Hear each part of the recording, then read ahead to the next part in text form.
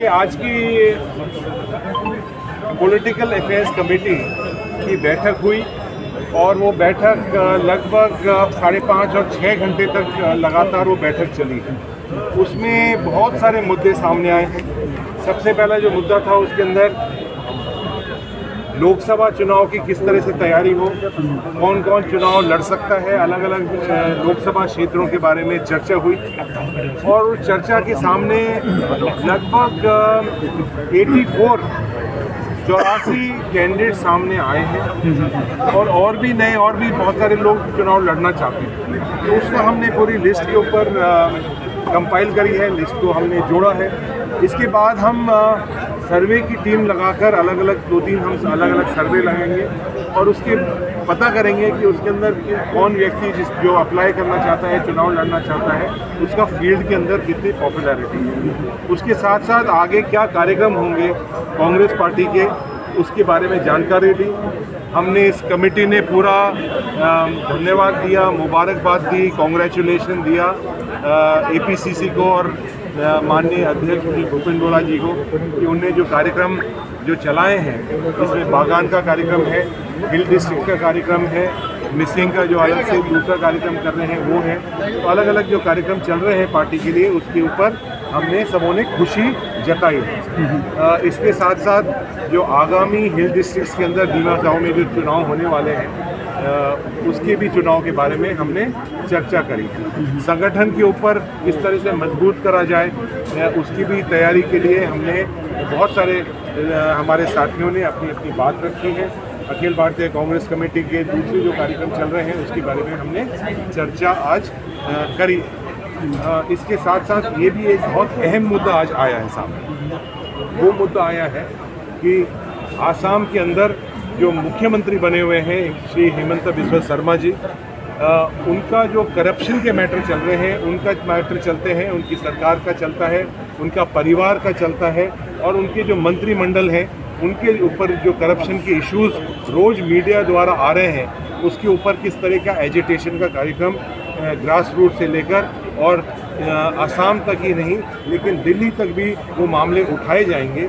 ये एक मामला बहुत लंबे समय तक डिस्कस हुआ है और ये हमारा मानना है कि आज पूरे देश का सबसे ज़्यादा भ्रष्ट मुख्यमंत्री माननीय यहाँ के मुख्यमंत्री जी हैं, उनका परिवार है, उनके आगे पीछे जो उनके मंत्री हैं, जो उनके MLAs हैं, जो उनके अफसर हैं, ये सारा एक तरह से भ्रष्टाचार के में लिप्त हैं। जो रोज़ मीडिया के द्वारा जो जिस तरह के मामले उठ रहे हैं उसके ऊपर जांच होनी चाहिए, जो दोषी व्यक्ति हैं उनके खिलाफ कार्रवाई करनी चाहिए।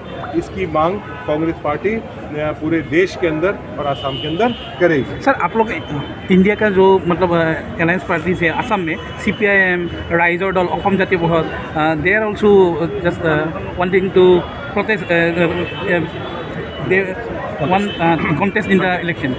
देखिए, इसके ऊपर बरपेटा का मांग कर रहा है CPIM। नहीं, देखिए, मैं इस मामले में ये कहना चाहूँगा आप सबों से कि हमारे जो इंडिया अलायंस के साथी हैं और कुछ एक दो हमारे रीजनल पार्टीज़ के भी साथी हैं हमारे साथ, वो हमारे साथ इंडिया अलायंस के अंदर जुड़े हुए हैं।